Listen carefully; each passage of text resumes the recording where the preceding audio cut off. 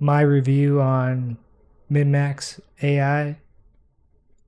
If you look at the first video, the waves are decent, the camera angle is decent, but the person kind of jumps and it has the lines out too much.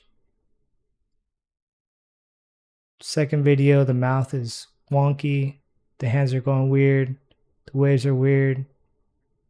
I mean, you could edit the mouth, you could edit the hands, just more work on each frame.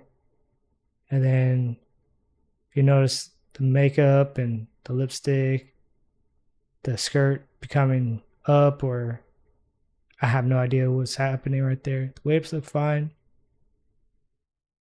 Camera angle's fine. The details are fine since the picture had that much details. Overall, I would give Minmax a 4 out of 10. The prompts, I could do the same prompts and get better results with Kling AI. If you notice with my videos, even if you were to upgrade, you're not going to get any bonuses compared to Kling AI.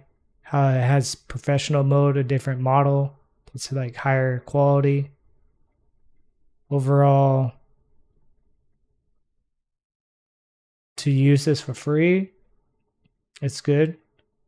A lot of editing you have to do if you want to make a good content, but overall 4 out of 10.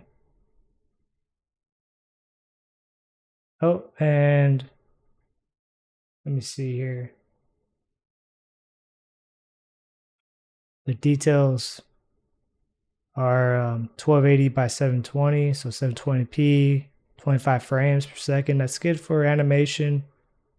The size is really small for 6 seconds, which is good.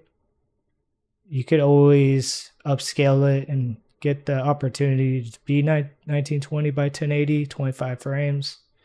But realistically, Minmax is just not there. Definitely a 4 out of 10. Too much work to do to get good results if I were to actually animate